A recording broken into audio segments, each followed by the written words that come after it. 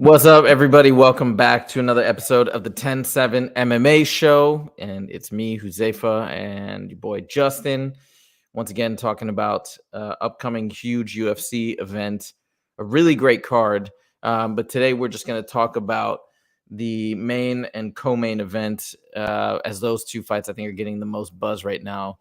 So anyways, Justin, how you been doing? How's everything? How's training after the surgery? Man, I just got into training a couple weeks ago. Been getting in my grappling, my kickboxing, been sparring a little bit here and there. I feel great. I actually talked to a promoter this morning. We're looking to book end of May or even July or even both. They're just looking for an opponent for me right now. So right now I'm just kind of dieting, trying to get my shit in line, and hopefully you'll see these fists flying sooner than later. Sweet. And we're going to see a PFL event this Friday, which I'm really excited about because I've never been to a PFL event. And that's going to be exciting. Then we're going to watch these fights from Vegas, even though they're in Miami, but we're going to watch them from Vegas. So that's going to be incredible. Now, I can't wait for actually the entire card's amazing. Raul Rosas Jr. is coming back. I think, what is it? Adrian Yanez versus Rob Font in the third fight, and the fourth fight, Kevin Holland. Kevin Holland is fighting, and I love Kevin Holland. So it's a really good card in my opinion. But let's start with the main event. Let's start with Israe versus Perreira, or Perreira. I've heard it pronounced both ways, but I'm pretty fascinated by this fight, and I've heard a lot of people give different opinions. Let's start with I just want to hear your thoughts. Like, who are you leaning towards and why? I mean, this is an incredible matchup. You know, when Perreira came out and takes Izzy down in the first round in their last fight, I mean, just so unexpected off the wall. It's, you know, I feel it's really, this fight's going to come down to, I mean, besides who, it's not, I don't think this fight's going to come down to who wants it more, because obviously Izzy wants to get those losses back. Perreira wants to stay on top. So, you know, you always hear people say, oh, the fight's going to come down to who wants it more. Actually, I think this fight's going to come down to whoever gets better at what they're bad at, if that makes sense. Yes. Like grappling and wrestling. Yes. Whoever's gotten better in wrestling or grappling and can implement that in their game plan is who's going to win this fight. And when Perreira came out and take Izzy down, you know, that kind of set the tone right there. Like, hey, look, like I can wrestle too. This isn't just a kickboxing match. This is an MMA fight. You know, from a betting standpoint, I know Izzy's the favorite. But I mean, how can you get away from Perreira? He's beat him 3 times. He's knocked him out 2 or 3 times, or I think he knocked him out twice, won a decision once. Like, I mean, it's hard to go away from that. You know, history repeats itself. I mean, I know it's tough to beat a good guy twice, but he hasn't beat him twice. He's beat him 3 times in a row. So, I mean, these fights, I mean, all the fights have been close. Izzy's had some great moments in all their striking bouts, but in the end, Perreira just lands that one shot and puts people to sleep. It's so fascinating from the psychological side. So I'll tell you my thoughts, and I want to know what you think about my hypotheses. So I've thought about it a lot. I've heard a lot of people pick Perreira actually over Izzy. I'm leaning towards Izzy, and I'll tell you my reasonings now.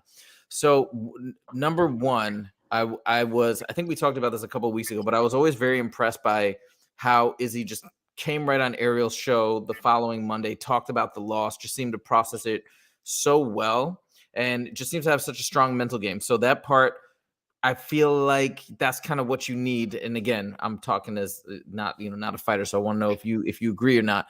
And then the other thing is, I just think the team they have, he's boys with Volkanovski, the team they have at what's called City Kickboxing, they're just such an amazing team of strategists. So I imagine they're going to come up with an incredible game plan. And then I think all in, I would have to say it seems that Izzy might be just a slightly better overall fighter. So those are so based on those criteria, that's why I'm leaning towards Izzy. What do you think about my reasons? Yeah, I love it. You know, and I think you're exactly right. Like I said, this is a coin flip fight.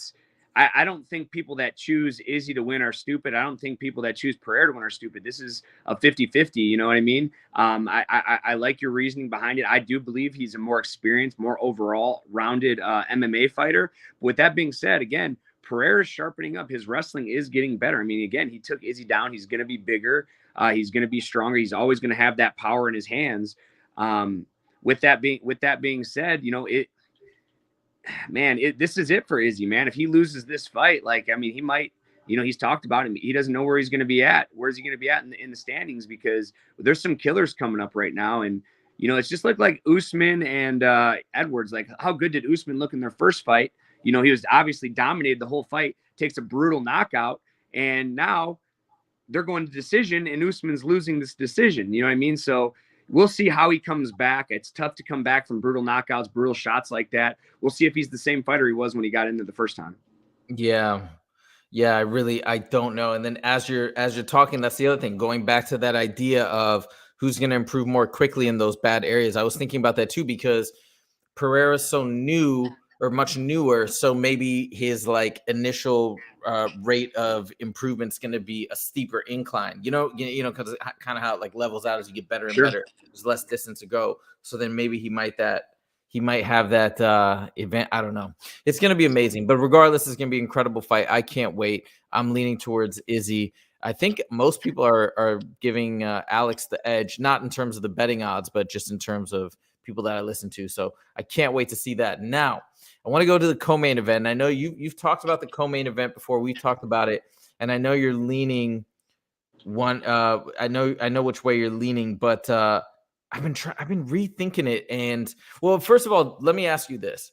The odds last I checked were, I think, to bet on Gilbert Burns, I think he was plus, let me see if I can remember it right. He was plus 375 and Jorge was minus 475, something like that. Switch it the other way. So the underdog is going to be the plus. Oh yeah. Sorry. Did I say that backwards? Yes. Right. Okay. So Jorge was plus 375. Yeah, that's right. Jorge was plus 375. Gilbert was minus 475. What do you think about these odds? I think they're exactly right. I mean, essentially that Masvidal needs to win 1 out of 5 times, and one of those times could be a knockout. It could be a flying knee. It could be a lucky shot. But I mean, the proof is in the pudding. I mean, Masvidal doesn't do well against wrestlers. I mean, he lost to Colby very convincingly. He lost to Usman very convincingly. Burns is a title challenger, a legit title challenger. His grappling is phenomenal. I personally have worked with him. Not saying worked with him as coached him, but I've personally trained with him. The guy is a freak. His grappling is some of the best in the world, and it always has been.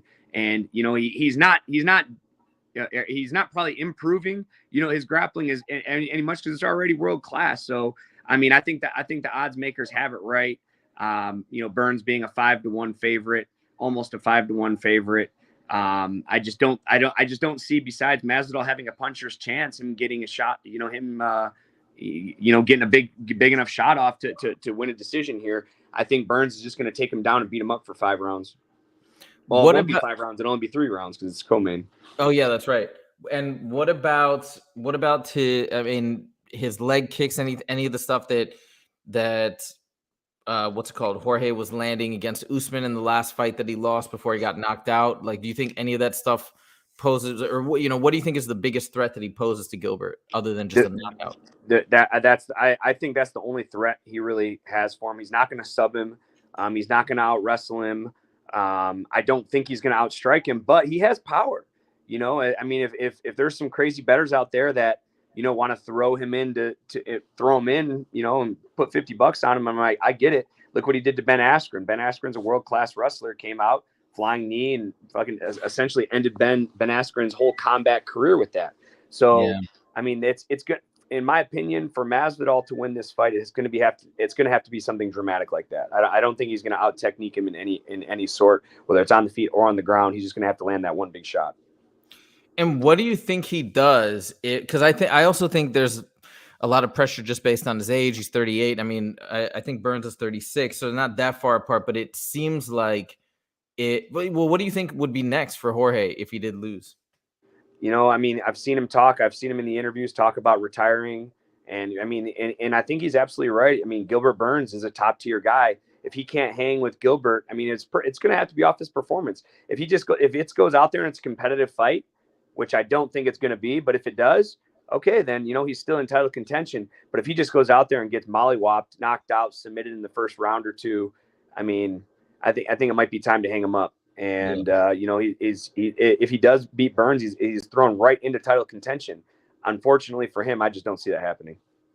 And then it's a weird spot too. The welterweight division is going to be interesting. Let's say theoretically Burns does beat Jorge, and then what we'll have Leon versus Kobe, and then I've heard talks of Bilal versus Usman. I don't know if that's going down, but it would seem like there's going to be a little bit of a log jam at the top. Though perhaps Bilal will get it next. But yeah, it's going to be. And then Hamzat, who knows, is the crazy wild card.